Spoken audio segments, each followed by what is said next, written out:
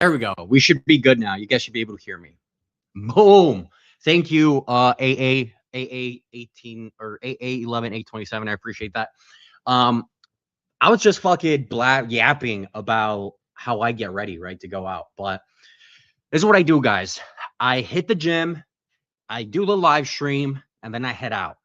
Now, one of my New Year's resolutions for this year is to just quit drinking because, guys, like one of the things that I do a lot is I journal. So if you guys don't journal, you're missing out on a lot of shit.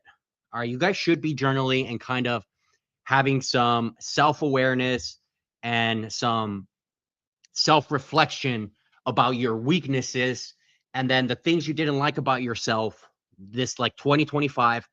What didn't you like about yourself in 2025? Write that shit down, analyze the factors that led you that are common that caused you to not like yourself. For me, it's drinking. Every time I drink, it's just like I don't like drinking. I wake up shitty the next day. I wake up like I don't know. I just don't enjoy it. Especially because like I'm a bigger guy, and so I could drink a lot. And I kid you not, like in one night, I probably drink like 2,000 calories, bro. And that's fucking insane. That's fucking ludicrous. And before you guys go, like, what are you drinking or whatever? Dude, I'm fucking drinking like vodka sodas and like tequila soda. So that's like less than 100 calories or around 100 calories. Right. And so if I'm drinking that fucking much and I'm going out 3 times a week, dude, I'm consuming 6,000 fucking calories of alcohol. And I'm getting fat and I hate who I am when I'm fucking drunk. I just don't like it. I don't need it. And that's my resolution for this year is to number one, quit drinking, completely cut it out. Because what I realized, guys, is that okay, so this is what I realized, right? So when I go out now, like when I'm out and about, what ends up happening is that I have a lot of fun when I'm out. All right. Like I have a fucking blast. Even on when I'm on my own, like I literally just go out and I make friends. Like I woke up to like a ton of new text messages this morning or yesterday, and they're all like asking me, like, yo, let's hang out again. Like, what are you doing tonight? And they're literally, I kid you not, like a ton of strangers that I met on New Year's Eve. All right. That's cool. And that's awesome. But I don't need to drink to get there. Right. And I want to get like super fucking shredded. Right. And I want to take care of my liver. So that is my resolution for 2026. And I think I can do it. Honestly, I really do think I can do it. Do you play Steal a Brain Rot? No, I don't even know what that is.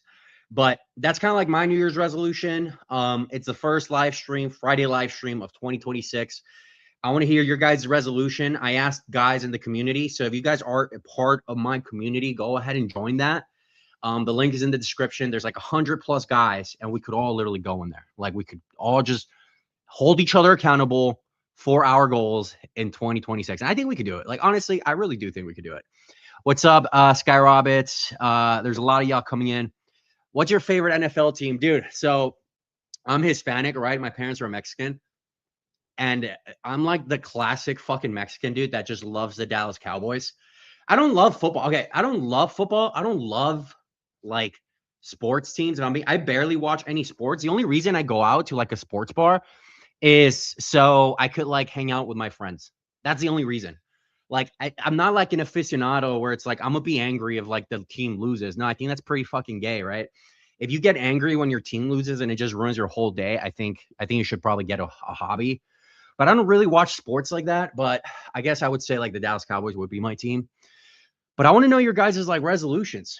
Like, tell me, what are you guys looking forward to doing in 2026? I'm actually curious. Like, are y'all looking for a long-term relationship, getting better with your relationships? Do you want to get in better shape? Do you want to make more money? Like, what is it? Right? Because 2025 went by in a blink of an eye. I'll tell you what my New Year's resolution was for 2025. My New Year's resolution for 2025 was to get more or to get 10,000 Instagram followers. And I achieved that. I got right now, I'm almost at 23,000 Instagram followers. So I literally, I like 2x my goal for 2025. And this year, I want to hit 100 subscribers on Twitch and Kick. And then I want to hit 10,000 subscribers on YouTube. So if you guys haven't subscribed, make sure to subscribe. And then I want to hit probably like 100,000 followers on Instagram. So that's my goal. That's my 2026 goal. I'm live streaming like literally 2 to 3 times a week, YouTube videos 2 to 3 times a week. So I'm like putting in the work. So that's my number one goal for 2026. I also want to get big. I want to get pretty shredded, put some workout content out, I guess, get maybe some brand deals, some good shit like that. You know what I'm saying? But that's it. I don't believe in resolutions. Oh, dude, that reminds me. Like one of my bosses, one of my mentors back in the day, in my early 20s, he said something that kind of stuck with me my whole life. All right, this was like one of my mentors. He's super successful, and he goes, he says, Jesse, I don't believe in hope. That's what he said. He's like, I don't believe in hope, bro. And I was like why? But like, everybody has hope, right? Like, think about it. And how many times throughout the day, throughout the week, throughout the year, did you say, I hope this happens? I hope something like this happens. Like, how many times did you say that throughout the year? Right? Think about it. Just think about it for a second. And then my mentor goes, well, if you really think about it, Jesse, hope is just uncertainty. Why? Why would you say, I hope this happens when you can be certain that it's going to happen? Right? Why say, I hope this happens versus I'm certain this is going to happen? And that kind of changed my whole perspective. I mean, I was in my early 20s and like I grew up in a super religious household where like you basically pray for everything, right? Like you're like, I'll pray for this, I'll pray for that. Let's like just hope everything works out. And like you're working hard and stuff, but you never think about certainty. Okay. And that's literally what my mentor said. He's like, why would you hope things when you could be certain about that? Okay. And that to me, I believe in mentors, guys. Like, if you don't have a mentor in your life that's guiding you, whether that's your father, a business mentor, a health mentor, a dating mentor, whatever it is, if you don't have that, you're falling behind in life. All right. Because life is a game of information and application. And that's what mentors do. And so ever since then, when I catch myself saying, oh, I hope this happens, when I catch myself saying that, I'm like, wait a second. Why do I hope it happens? And why am I certain? Why am I not certain that it's 100% going to happen? And that changed the way I approach things. Okay. For example, a lot of the guys that I talk to, right, they're like, oh, I hope she likes me. It's like, why would you hope she likes you? What could you do to be certain that she's going to like you? Oh, I hope I hit $1 million this year. What could you do to be certain that you're going to hit those $1 million? Okay. Instead of saying, oh, I hope I hit it, right? I hope I achieve 20,000 followers, right? That was my goal at the beginning of the year. Sorry, it was 10,000 followers and I'm at 23,000. Instead of saying, I hope this happens, right? God will first, right? God willing first. That's always important. God willing first. And then secondly, what could I do to be certain? All right, I'm going to post every day. And then you tell yourself something different. It changes the whole narrative, right? Instead of saying, oh, I hope this happens, you say, well, I post it every day and I'm certain I'm going to get to my goal. Maybe not today, maybe not tomorrow, but I will achieve that goal. And that's what I tell guys. Don't rely on hope. Be certain about your fucking goals and your actions, guys. All right. What up, Rashen? Good to see you, dude. You're on a streak. Rashen, are you headed out tonight or are you not going out? Let me know. I'll help you out. I believe in goals, just not New Year's resolutions, because why would I wait for a year to start working on something I want to? I agree with that. 100%. So the thing about New Year's resolutions, guys, is that it's not so much for majority of people, right? I think for you, what's your actual name, bro? I don't even know what your actual name is. For you, like for most people, a New Year's resolution is the opportunity to get a new identity, right? And so it allows them to leave their old identity behind. And a lot of people are always looking to either change their identity or improve their identity, right? And so that's kind of what the New Year's resolution does for a lot of people.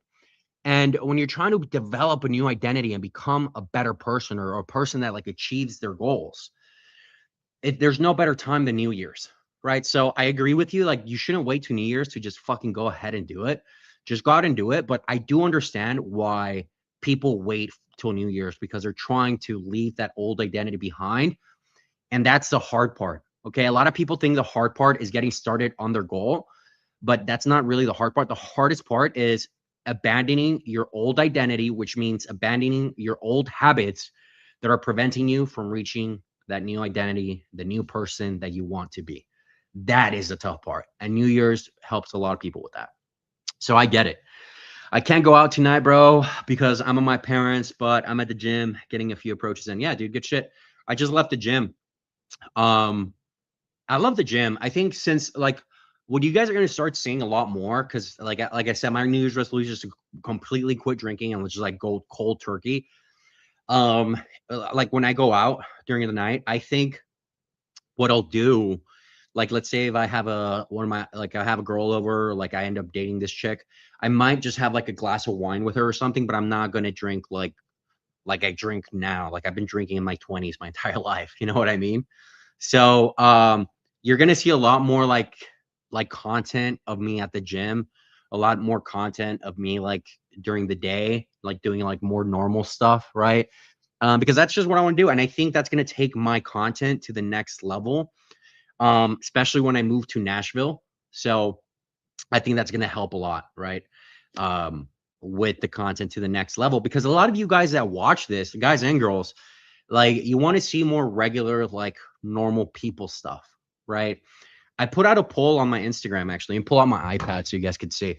I put out a poll on my Instagram and I said, what do you guys want the next series to be, right? Because I'm trying to like work on some like docu-series for Instagram. I think that would be pretty cool because I'm a creative. Like I've always been a creative.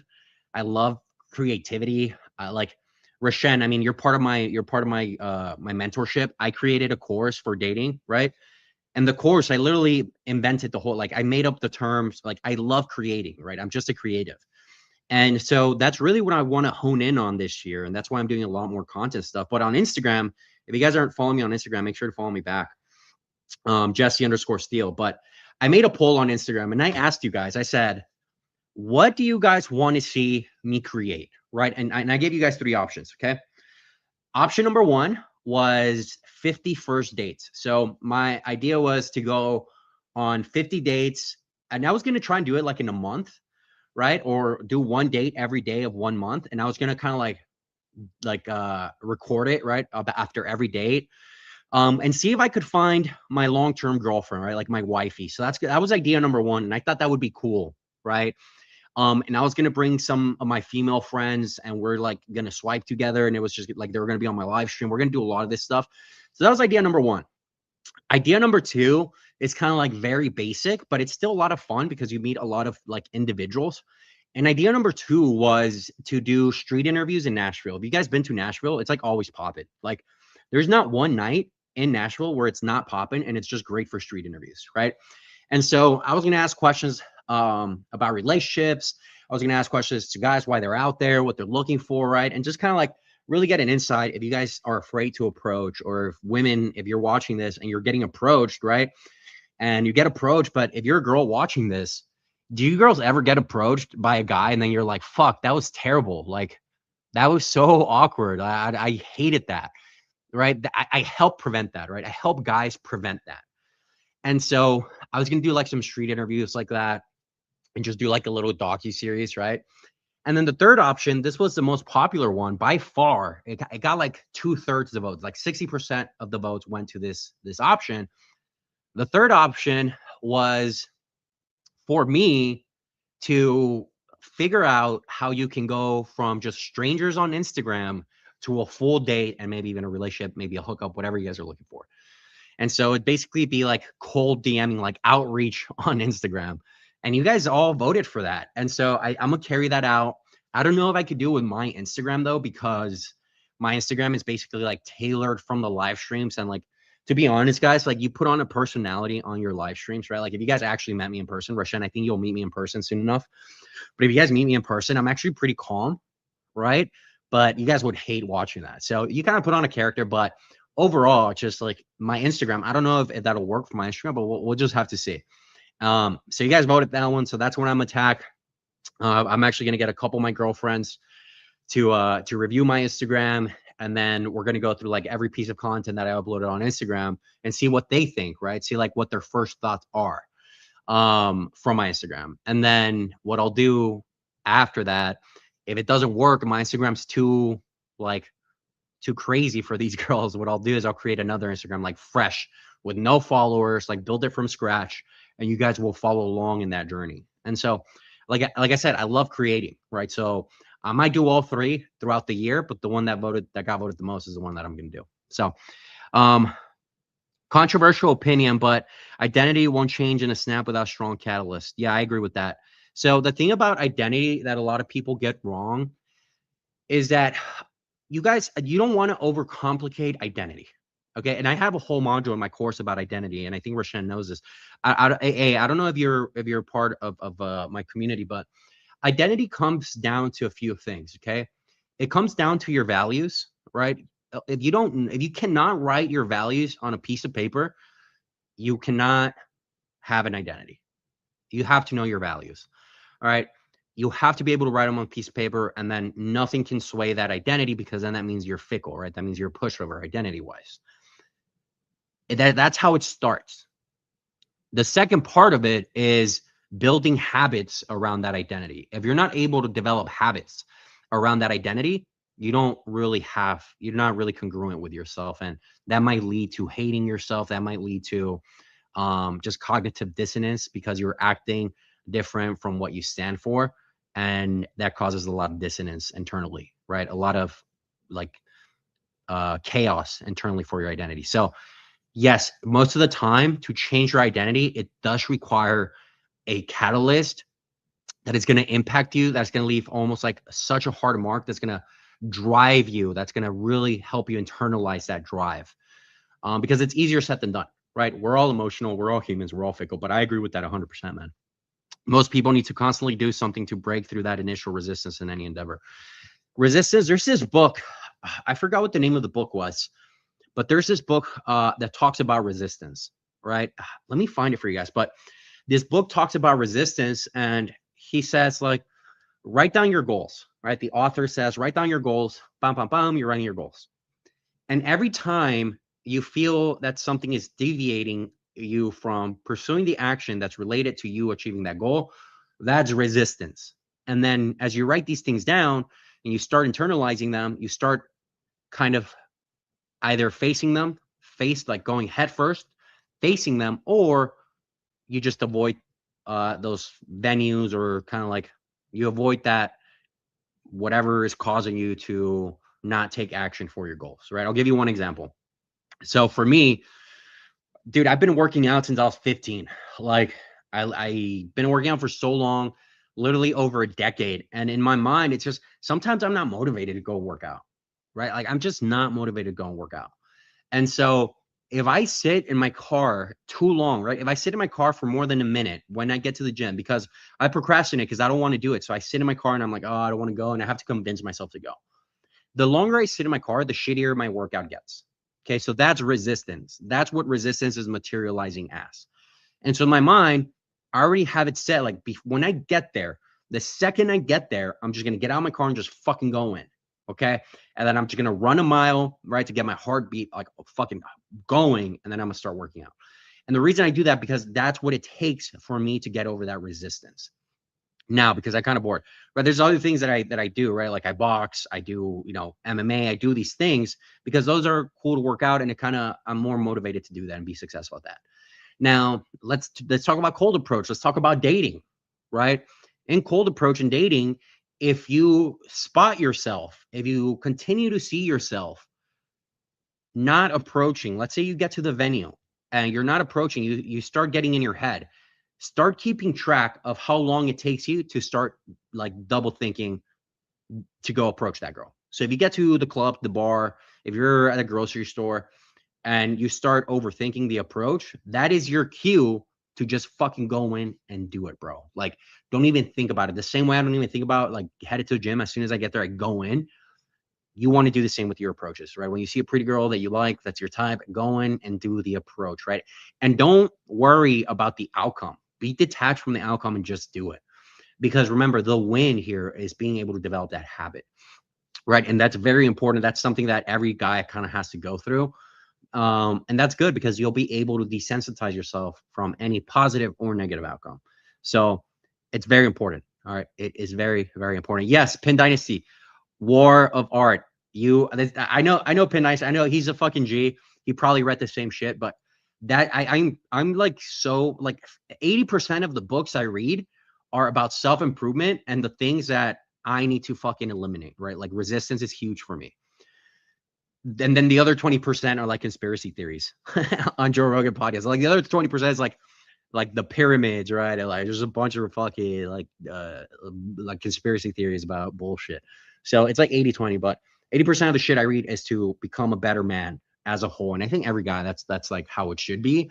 I never read any like fiction novels. I think when I was young, I read the entire series of like Artemis Fowl, which is like a cool series for like elementary schoolers.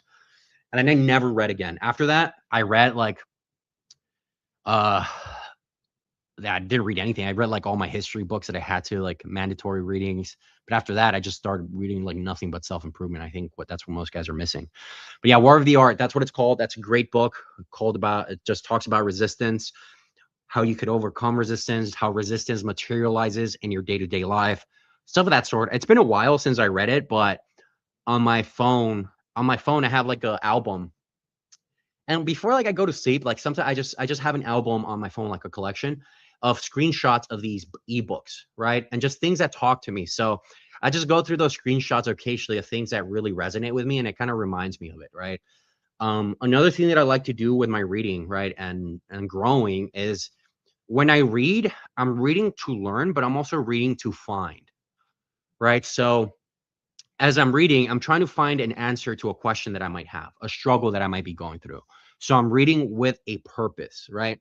And so sometimes I end up reading like 2 chapters out of the book, and then I'm like, okay, now it kind of takes me down a rabbit hole. So if you kind of like suck at reading, uh, people say just listen to audiobooks, and yes, I agree. Like audiobooks is better than nothing, but nothing is gonna beat, absolutely nothing is gonna beat you actually sitting down and like reading. Nothing is gonna beat that. I'm a huge advocate of that. Like if you actually sit down and actually go through the reading, it's gonna be huge. And so read with a purpose, right? Like if you guys have something that you're struggling with, start looking for those answers in those books. And that's gonna be huge. The way I found that out is because let me tell you guys a funny story. When I lived in Washington, DC, like I'm a huge like history nerd, right? If you guys didn't know this, like Martin Luther King Jr., he was a bigot. Like he was a civil rights activist, but he hated gay people. Like if you look at the letters he was writing to people, if you look at his biography, like actual stuff at the National Archives and DC, you'll see that he was like, all men are created equal except for like gay people. That's basically what he was saying, right? And I'm always seeking knowledge, right? And once you read this, you truly understand like how the world works. So, dude, you have to go out there. You have to invest in getting better. Same thing with women, like how to manipulate women. You got to do the same shit, right? The same thing with women. It's I don't want you guys to think about manipulation. Like I hate the, just because you get good with your charisma and you start understanding how women communicate, like people call that manipulation. Dude, it's not manipulating. It's literally just knowing attraction, knowing what makes girls happy, like being able to communicate with them. Okay. That's what you want to do. All right. Rashen says, one thing I notice is I don't tease enough when I talk to girls. What are the fundamentals on teasing and how to do it when you're in set? If you can give a few examples, that'd be great. Yeah. So let's take a step back, right? Let's define what teasing is, right? When you talk to girls, like what is teasing? Okay. Teasing is just flirting. Okay. I don't want you to confuse teasing and make it like it's basically synonymous with flirting. Okay. And what flirting is you're playing a game of telling her your intent, of telling her that you like her without directly telling her that you like her, right? That's flirting. And she's doing the same with you. So you're kind of going back and forth, right? You're basically telling her, I like you, but you're not saying those words actually, right? You're just doing it with flirting, and she's doing the same. Okay. That is what tease is. That is what flirting is. Okay.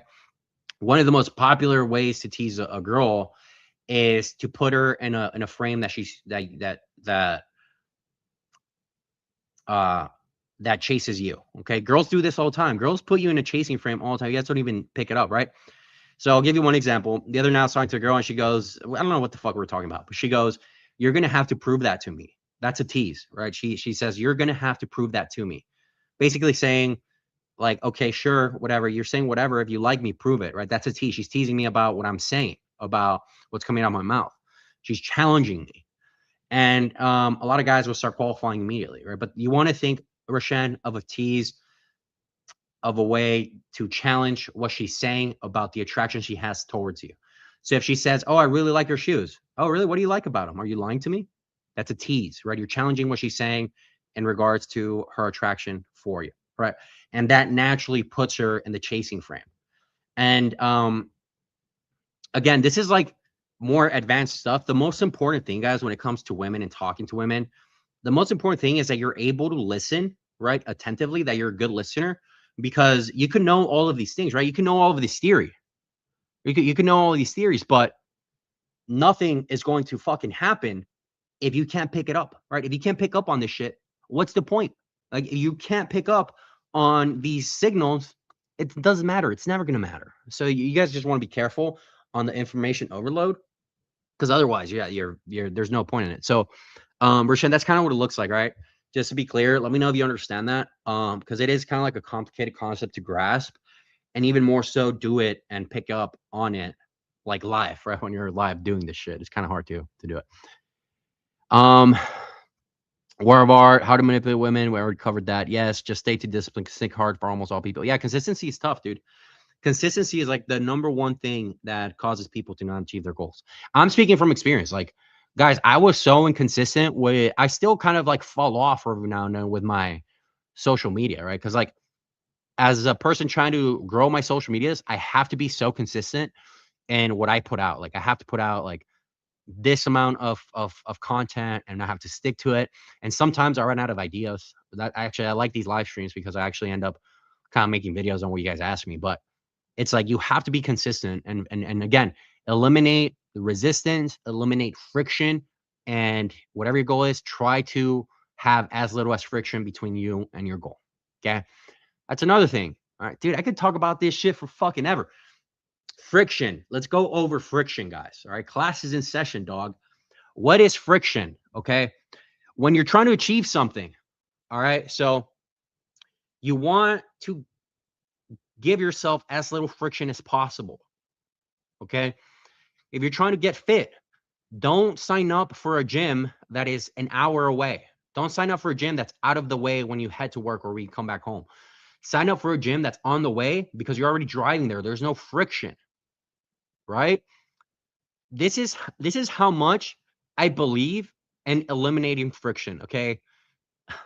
When I cut down to around 12% body fat, I'm back to 17% body fat because I've been eating a lot for the holidays. I'll cut back afterwards, but when I cut down to like a pretty shredded state, not shredded, but I was pretty fit. When I would go out, I would literally have my protein shake in the middle of my compartment. Like, I would make my protein shake before I went out, and when I got back in my car with the girl, I would start drinking my protein shake on my drive back home, and it was like 2 a.m. And the girl was like, "What are you doing?" I'm like, "Dude, I have to get my protein fucking macros in." And like, they thought it was the funniest thing, but that's how far I would go to eliminate friction. I had my protein shaker in the middle of my little compartment in the car. That's how far I go. Okay. You always want to eliminate the friction, right? For me, when you guys see me hop on these live streams, could I do them earlier? Yeah, I could do them earlier 100%. Would a lot more of you guys join? 100%, right? If I did them earlier, a lot of you, more of you would join. But that would cause so much friction because it doesn't align with my schedule. The way I have it right now is frictionless because I get out from the gym, hit the sauna, get home, hop on, get ready to go, get in the mood, boom, bounce. So frictionless. Okay. When I do the YouTube videos, my most popular YouTube videos are the ones where I'm talking in my car because I talk while I drive, right? About the video. If I'm going somewhere, it's like frictionless. My camera is already set up in my car. It's like hanging, right? And I'm always making a video. I'm like, oh, dude, I have an idea. Boom, click, film the video, frictionless. Send it to my editor. Bing, bada, boom, done. Frictionless, right? Again, resistance and friction. You eliminate those two things, your habits will get so much better with women, with fitness, with wealth, with anything, dude. The less friction your life has towards your goals, the better your life gets. And your habits just develop so much faster, bro. Like way faster. Yeah. So one of the things, bro, about like comfort, and I don't know if you guys feel the same way, but this is how I feel. Whenever I have a girlfriend that treats me really well, like I don't know, girls get competitive and like they start doing all the shit for you. Like girls start cooking for me and like they start making me feel really comfortable. I'm like, you know what? I would kind of like rather stay in. And like I start gaining weight, relationship weight, because I'm just so comfortable with them, right? That comfort is such a double-edged sword, right? And you want to be careful with comfort because it's easy to get stuck in a status quo. Nothing wrong with the status quo, right? Nothing wrong with the status quo. But if you want to continuously grow, you want to continuously challenge that status quo, right? If you find a spot where you're comfortable, you want to stay there, fine, by all means, stay there, right? That's your choice. But if you want to continue growing and kind of moving the bar up, that status quo could be your worst enemy, right? Laziness, comfort. Um, yeah, Jeff Jeter, guys. But come on, guys, ask me questions. I'm gonna grab a soda here. Give me 1 second, boys. I left my glasses at a friend's house, and my Ray-Bans, the ones I record with, I left them at her house. Yeah, they do. She just sent me a picture. She said they look better on me. Yeah, they do. All right, so ask me questions, guys. Come on, ask away. I had a question actually the other day. Someone asked me. They said, "How do you tell girls like what you do? Like, don't girls mind when you tell them like what you do?" And I'm like, I used to be worried about telling girls like, "Yeah, I'm like, I help guys just pimp it." And like when I say it like that, it's pretty fucking bad, right? But the way I approach it now is like, "Hey, have you ever like gone out to the bar and you have a guy try to hit on you and it just goes horrible and it's awkward and it kind of like ruins your vibe a little bit?" And she related to that, right? She goes, "Yeah, oh my god, yes." And I'm like, "Yeah, I help guys avoid that." And just boom, just saying that, they're like on board, right? Because now they relate to it. I don't even know where I'm going with this, but dude, if you can relate to people, you will succeed. Like as long as you relate to people, bro, you'll be fucking good. Jesse, can we meet up April 11 when I'm in Nashville? Yeah, dude, just let me know.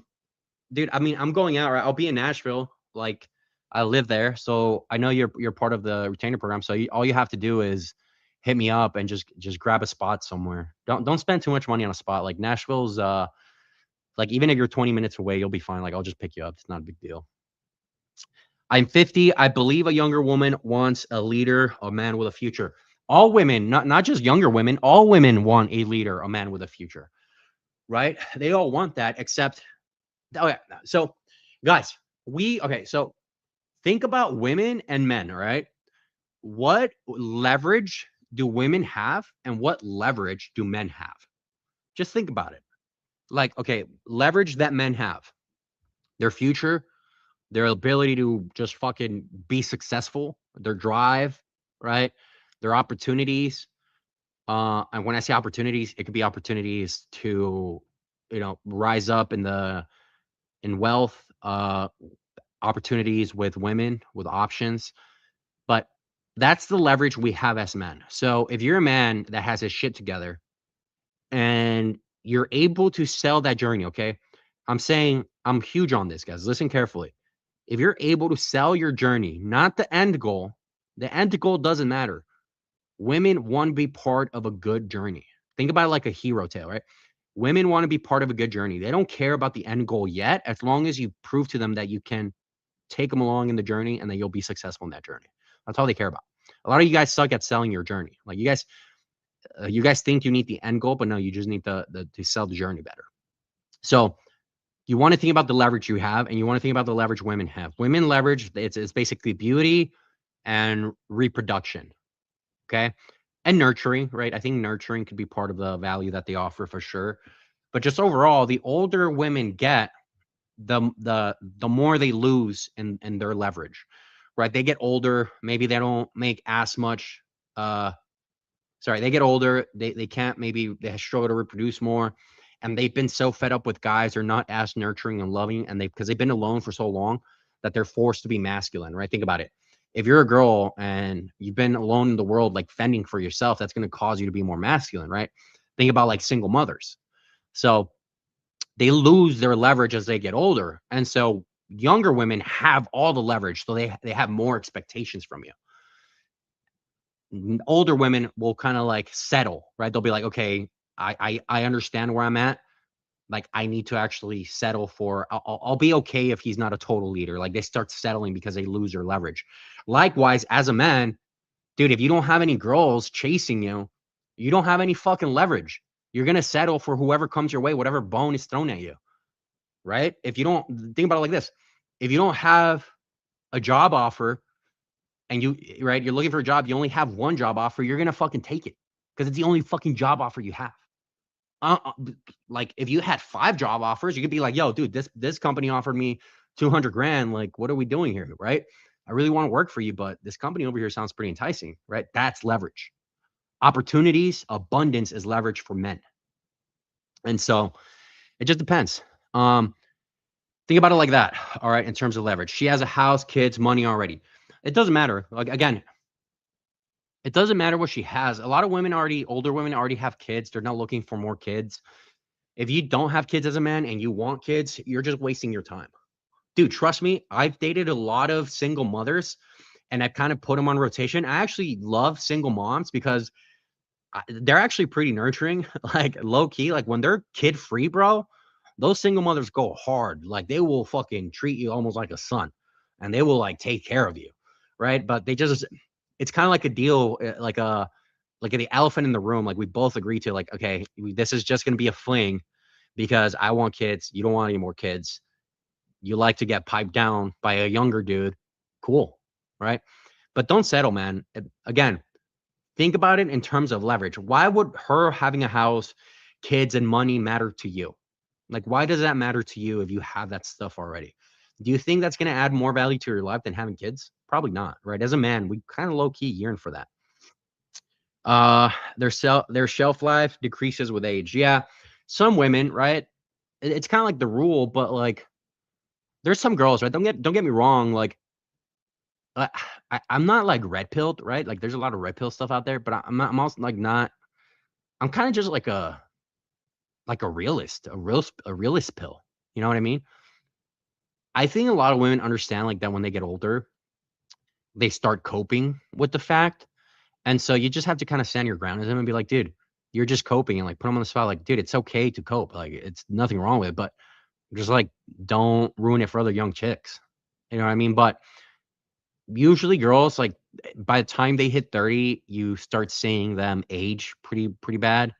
And women usually age like milk, right? That's why plastic surgery is such a big growing industry. But yeah, aging sucks for a lot of women, and women realize that. Like if you ask a lot of girls, like, or don't ask them, right? Because they'll cope and they'll lie to you. But if you put a girl who's like 24, right? I think between ages 24 to 27, I think that's when girls are like the hottest, 24 to 27.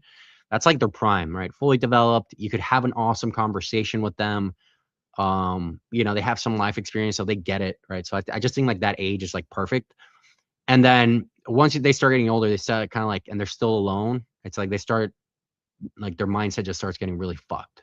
And I've seen a lot of times, guys, like I've been doing this for 10 years, right? I've seen a lot of girls that like were old when I met them. Not old, but they're like maybe 30, right? And like years later, they're still single and alone, right? The girls that got married is what I dated them young, right? Like maybe when I was 23, she was 20, right? And then 5 years later, now they're married, or like some even got married and divorced. Like I'm telling you right now, guys, and trust me when I say this, out of all the relationships that I've had, very few women are having successful relationships with men. And I see it firsthand. Like I have these girls go get married. Some of them are married and they still slide into my DMs. That's fucking insane, right? Some other girls, they get married, they get divorced, and then they slide back to my DMs, which is like very weird that they still remember me years later, right? So it's kind of like a double-edged sword. And what I want you guys to understand is that when you think about dating, right, I want you guys to not think about like just hooking up. I want you to be a good long-term partner so women can actually remember you forever. Like, I don't want you guys to just be like a piece of meat, like, oh, I hooked up, and then like you have problems retaining that. No, I want them to be like really into you, and like I said, like chasing you even if they're committed or they got out of a committed relationship. What's your age limit for long term potential? It depends, but this is a rule that I have, and I'm pretty strict about this rule, and this is the most important rule. Look at her friends, okay? Birds of the feather flock together, right? Guys, look at her friends, all right? If she's been single and all her friends been single for a year or more in a city, in a big city, she's her body count's pretty high, and she probably doesn't have the ability to emotionally bond and attach. Okay. Usually around age 23 in a big city, that's kind of like when it starts going downhill, right? After age 23, they've been single for like a year plus. That's like my cutoff. 23 tends to be like a pretty good cutoff too, because I was also, I mean, I actually, I toned down. Like I used to be a huge player. I actually toned it down a notch because I'm trying to grow social media, trying to grow the coaching business. So like my focus shifted a lot, right? Versus when I was filming infields, right? When I was doing boot camps every weekend, like I had 7-day boot camps, and I was just like super focused on like on that side of stuff. Um, you really see like after 23, it's kind of like a age limit with these chicks. Like they start kind of like being really ran through. And I was a player myself, right? So I know a lot of girls that like that I basically I basically ran through those chicks. And the last thing I would want is for a chick that got ran through by a guy like me. You know what I'm saying? That makes sense. And usually by 23, they already had an experience like that, especially if they're good looking. Like, especially if they're good looking. You guys don't understand how many options these girls have. Okay. There's so many moving parts when it comes to relationships, too. Like, if she has 3,000 or more followers, dude, even I would go as far as even as 1,500 followers or more. Her DMs fucking insane. And I know because I've sat down with these girls, right? Like we're laying down, and I'm like, "Yo, show me your Instagram." Like, how crazy is it right now, right? And I kind of toot their horn, right? I'm like, "Damn, how did I get so lucky to be the one out of all those guys in your DMs?" Right? I just see their horn, like whatever. And so it's just funny that they show me this, dude. I'm telling you, guys, there's so many simps out there, so many simps. It lowers your value, like if like not just you specifically, right? Not anyone specifically, but like the value of men in general, just it gets lower because there's so many simps. And you look at any girl's DMs, it's just like that. The cutoff for me is 23. It's very rare that I make an exception, and I understand why Leonardo DiCaprio's cut age is 25. Like I get it.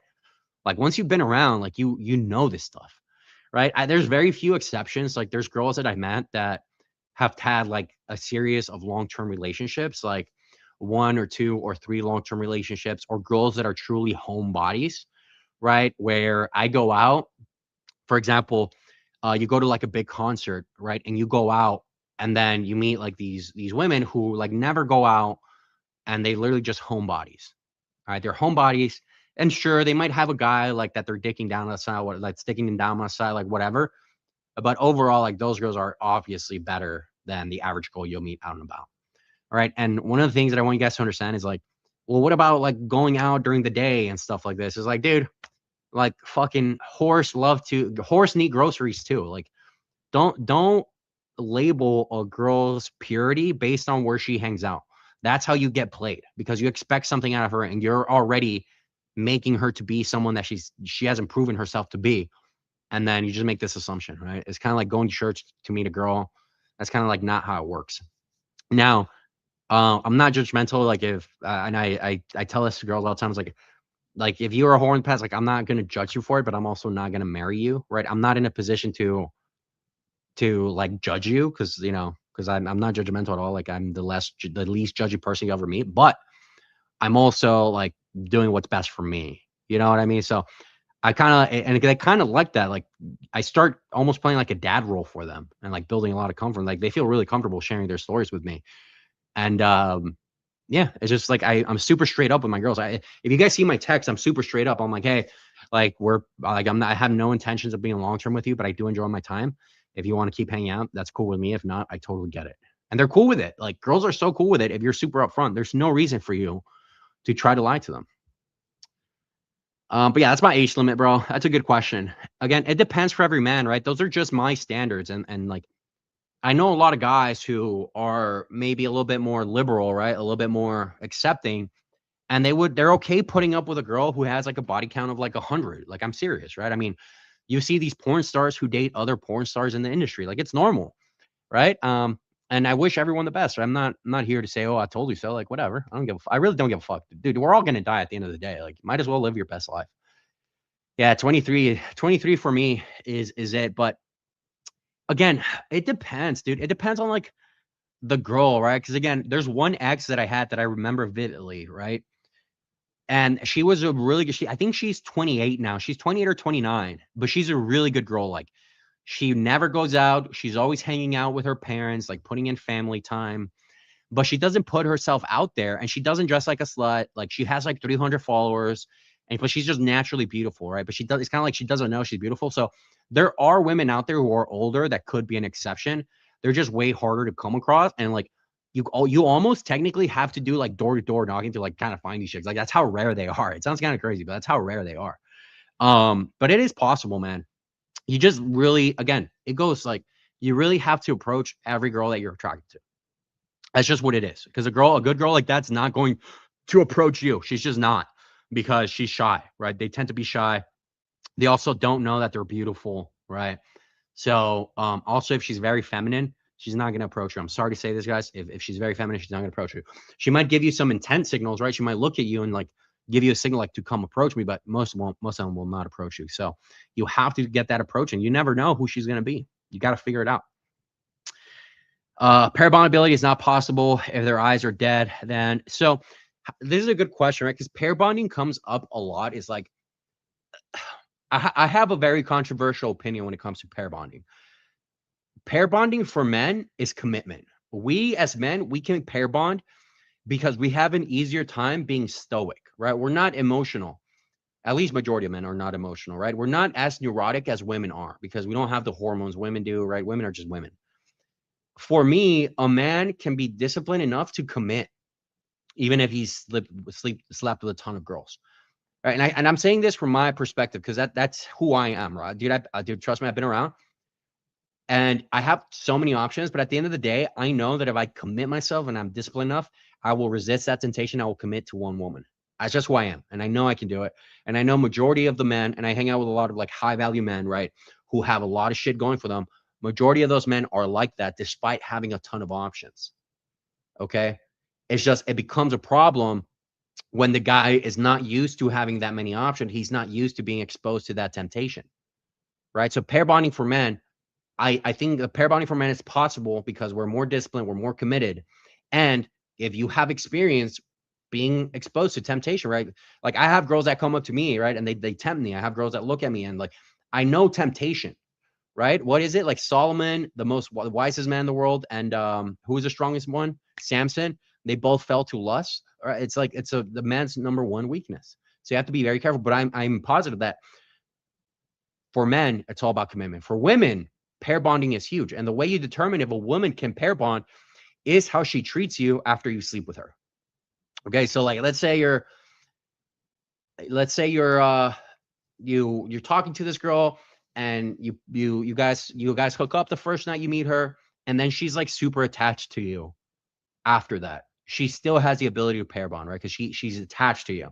Now, let's say she takes forever to text you back, or she doesn't, you know what I mean? And you're the one kind of chasing it. She lost the ability to pair bond, right? She doesn't have that. So it's more about how she behaves after the fact. Because for me, it's kind of hard to tell, like, oh, she just sleeps like easily with all guys, because once you develop a certain level of skill, basically every girl is going to be wanting to hook up with you, right?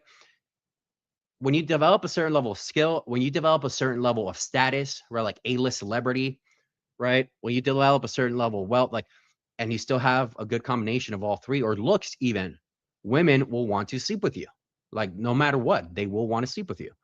And so, I've been there. I'm speaking from experience. And so you want to be sure of how she behaves after the fact. Okay. All of my, like, I rarely make a girl my girlfriend. I probably made 3 or 4 girls out of hundreds my girlfriend. All right. And one of my requirements for me to actually make them my girlfriend is they have to really show their intent and chase me. Right. Like every single one of my girlfriends, when I talk to them, they're like, I was really scared that you weren't going to text me back. Like I really wanted you to text me back. Like I never do that. Like I was actually afraid that you were going to text me back. Like that level of emotional commitment. Right. And you kind of test them a little bit. There's more that goes into it, but you want to be careful because women sell purity, dude. You want to be very careful. Women sell a lot of purity. That's quite young, but benefits are that they still have a few attractive years left in them. Well, this is, guys, attraction. I mean, yeah, attraction is pretty. Guys like to think attraction is subjective, but I think physical attraction is objective. I don't care what people say, right? I think physical attraction is objective. I really do. Like if she, like, I don't know, if she just built well, right? She's got beautiful facial features like that. I think it's objective. I really do. However, the feelings you develop for someone are subjective, right? Like you might fall in love with a girl because you guys just, she just treats you better. It's fine, right? Girls have types too. And so you develop that subjective look. But overall, I think once you find when you're like deciding whether like if you want to be with a chick long term or not, my dad used to say always look at their mom, right? Always look at their mother so you could see what she's gonna look like 10 years from now or like 20 years from now. So I kind of do that, right? But overall, you really want to see how she behaves when you under scrutiny, right? Under stress. Is she there through your thick and thin? Right? Because I know a lot of guys who meet girls when they're wealthy and they get to the top already. And it's easy to love someone who's wealthy, guys. It's easy to love someone who's already an Olympic gold champion. It's not easy to love someone who's training to be an Olympic gold champion, right? It's just not easy. It's easy to date the CEO once you become CEO, but when he's climbing to be CEO, it's not easy to date that person. And so you always want to hide your worth, your net worth, right? You kind of want to hide these things just so you could see their true intention and you see how long they stick around. Because that's going to be massive. That's going to be massive for you guys. And I wish more guys understood this because I've seen guys lose a lot of money, a lot of assets when it comes to stuff like this. And I think everybody watching right now, most of you guys are pretty young, but I talk to guys who are in their 40s, 50s, 60s, even 70s, right? The average life expectancy of men, I think, is 76 years old. I talk to men that are basically at the end and they're like, they've got fucked over. They never figured it out. And it's just sad to see because it's such an easy skill to have and fix. It really is. But you just need that guidance. And some guys their ego is just like, it's just too strong to figure it out on their own. Like, I don't know what to tell them. How do most men have low body counts, whereas women have high? Is it just small percentage of guys? Yeah. I'll tell you guys a funny story. So when I lived in Scottsdale, one of my buddies, he lived in Scottsdale, but he like left to Argentina for like 3 months. Right. And then I was living in Scottsdale. And when he came back, he was like showing me, he's like, oh, dude, I'm going on a date with this girl or like, and we were just like sharing. Right. And I kid you not, dude, like 2 or 3 girls were girls that I had already hit. Right. That they were in my rotation in the past, like the 2 or 3 months. And so, yes, the guys at the top are 100% sleeping with majority of women. And I'll give you another example on an extreme because the extreme is always visible, right? Extremes are always visible. That's why there's a loud minority. Loud minorities are usually at either extreme, okay, of the tail end. And so when you look at celebrities, right, and you think, well, why are these celebrities sleeping with the same women? Why are they passing around the same women? That's why, right? Because those women are used to only dealing with those men. That's all they want. That's all they'll accept. They won't sleep with a bum. And you as a guy, if you're at that level, you don't give a shit. You're just fucking passing her around. Like, you're not going to marry the chick, right? You're just fucking whatever. You don't care. And so that's the extremity that you see it, right? And that's why it happens. And so, yes, the top percentage of men do sleep with majority of women. And I'm saying this from experience, right? From my friends, even when I was living in Dallas, right? It was pretty funny because there was a few occasions where it's like, oh, dude, you went on a date with her? Oh, dude, we used to smash like a year ago. And shit like that happens, right? But women are so used to a certain type of man chasing, like they just fall in love with that type of guy. And that's why I tell guys is when you talk to a really hot girl, just every girl you talk to pretend she's a really hot girl and your game is going to get 10 times better, right? Because the guys that are talking to those 8s, 9s, and 10s, right? They're the guys that are really skilled. They're the guys who don't have any lack of confidence. They are 100% confident. Those are the guys that are talking to these women. Okay, so girls are really good at filtering out I'm talking about the high quality girls. They're really good at filtering out guys who are not truly happy with themselves in their own skin. That's what you want to get to. Like nothing else matters. It just matters how you talk to them. If you talk to them well and you can sell the journey where you're headed, you'll be able to get these girls any single time. Like it's just how it works. What up, Sarah? Yep, single. I'm telling you guys, I think I'm gonna go forward with that Instagram idea of 50 first dates. I truly do wonder if I could find like an awesome girl in Nashville. I probably could. Do you think steroid bouncers kiss up to attractive women in clubs, or are they fair if a woman falsely accuse a guy of something? No, it depends on the bouncer, dude. It really does. I think what ends up happening, it just depends on how hard of a simp the guy is. That's really what it depends on. So if the guy is a simp, right? And you as a guy, you don't stand your ground, right? If you have a simp and you don't stand your ground, you're easily going to get falsely accused of shit, right? Because if you're certain you're not doing anything wrong, dude, I 100% know I'm not doing anything wrong. And I mean it. And I know for a fact I'm not. What's the deal, right? If you're certain. Now, does she feel a certain type of way? Maybe. But if you're certain that you didn't do anything wrong, what's the problem, right? So you kind of have to, one, stand your ground. Number two, make sure you're actually not doing anything wrong, right? There's a lot of creepy stuff out there. Like I teach my guys to not, I don't know if you guys saw the live stream, the New Year's Eve special. If you guys haven't seen that live stream, it was a great live stream. I broke one of my clients' interactions down. And I told him, I was like, I tell this to one of my clients. You want the girl to make the first move on you. You want the girl to kind of like escalate on you, right? To break the touch barrier first. You don't want to break the touch barrier. You want her to break the touch barrier first. And I tell that to all my clients. And that's how you avoid problems, is by letting them do the work. And that's the easiest way to avoid problems. Women sell purity, but there are tickets to get info out of them. Songs she listened to, friend circle, social media. Yeah, those are all huge, right? I will tell you something though, like maybe I haven't been to Europe enough, right? So if there's any Europeans, let me know. But one thing that I kind of like figured, like sort of, is European women, they're more promiscuous because sex is like less taboo, but they're also way more feminine, right? And I'll give you, like, if you go to Europe, you'll see more girls for the most part, at least when I've been there, wearing skirts and dresses and just dressing more feminine, but they still get around more, right? So it's kind of like, it's kind of weird, but I do think that it's just more accepted. And I think European men have no problem marrying or dating like a promiscuous. I don't know. I could be wrong. Fuck it. I don't fucking know. I also wish women understood this too. You're never going to find a woman. You are not a celebrity, bitch. Thanks, Sarah. Appreciate it. Sarah, it's not about selling anything. It's about being true. I think guys need to get guard down and see who women are for themselves instead of putting an act on. I agree. I don't think guys should be putting an act on at all. Like, I really don't. However, majority of, if the world was fair, then fucking, what is that saying? If nuts and bolts were all right or whatever.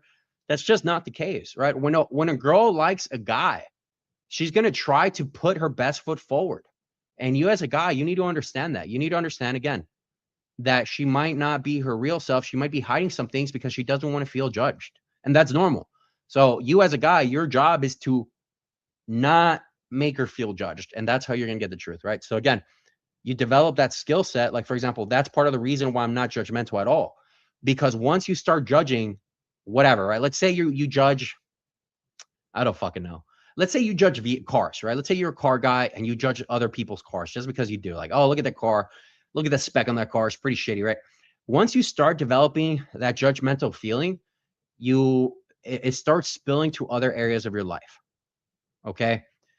And so women pick up on that easily if you're judgmental, and it'll also show on your expressions. So if you express yourself, right, you start expressing yourself, and she says something that bugs you, or she's sharing a story, and like you express yourself with it, and you react to it, they're gonna pick up on it, and then they're gonna start like selling purity. So again, the best way to do is to like not be judgmental. Not being judgmental doesn't mean being stupid. All right, they're not mutually exclusive. You have to absolutely have you have to be smart about who you pick for your like long-term relationship. Guys, it's getting pretty red pill here. Let's take a step back. It's getting pretty red pill. When you're leading a girl from a 3-4 set, how long do you take a girl away from her friends when leading? So you're not taking the girl away from her friends. Okay. You're not taking them away at all. What you're doing is you're buying time with her so you can get to know her. Okay. Don't think about it like that. Oh, I got to take her away from her friends, right? Because again, the subconscious is so strong. Girls can pick up on this shit easy, right? As a matter of fact, Rashen, what I would say for you is challenge yourself to hang out with the entire friend group. Okay. Because you're going to develop more skills by hanging out with the entire friend group. I'll give you an example. So, one of the most memorable examples that I had, I was talking to these two girls, all right? And I was really vibing with one of them. Like we were getting along great, everything was fucking awesome. And I was including her friend, right? Her friend was cool too. Like we were all vibing, like I bought them shots and we're all like having a great time, right? And like I was making sure that her friend had a good time. Okay? I did that so much that her friend called the Uber herself and she's like, "No, you stay here with him. It's okay." And then she dipped. That's what you want to do, to the point where like if you're talking to a group of 3 or 4 girls and you're having fun with all of them, right? Then they're like, "No, you stay here with him. It's okay." Right? And the girl's like, "Okay, yeah, thanks." Like, you know what I mean? That's a whole different dynamic, right? Because again, if she likes you and her friends like you and you're going to see her again, they're going to be like looking forward to you coming along to the group, right? They want to basically think about it like a tribe, right? They want to make sure that you're integrated to that tribe, right? That you're initiated almost. It's kind of weird, but that is what charisma is. Okay. Now, obviously, you have your focus on the girl you like, but just overall, you want to make sure that everyone's having a good time. That's what a true leader is, right? You're a leader of the vibe. And that's how you're going to do it. That's extremely important, man. So you want to entertain them all.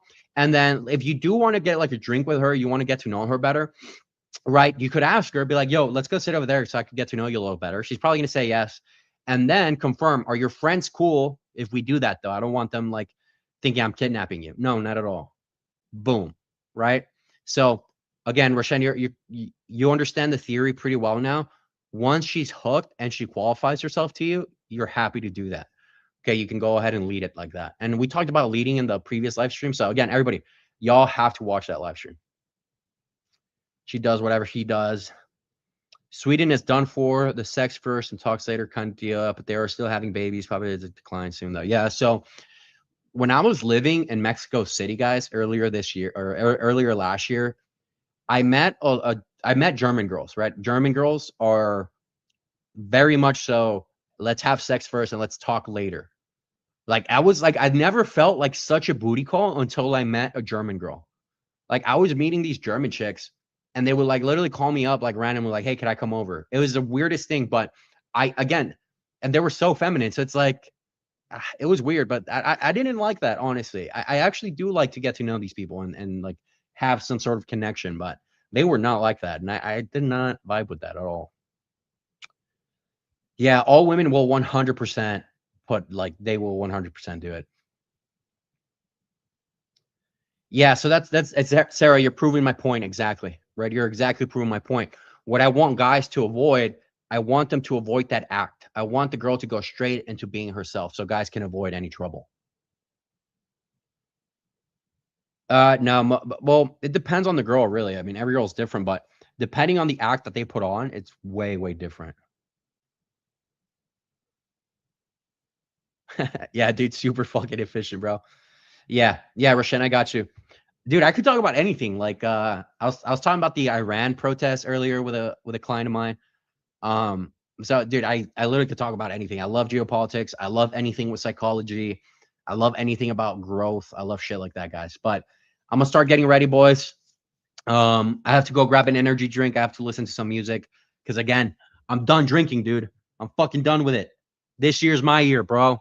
If you guys haven't, like and subscribe, guys. Follow me on Instagram. That's like where I post most of the stuff.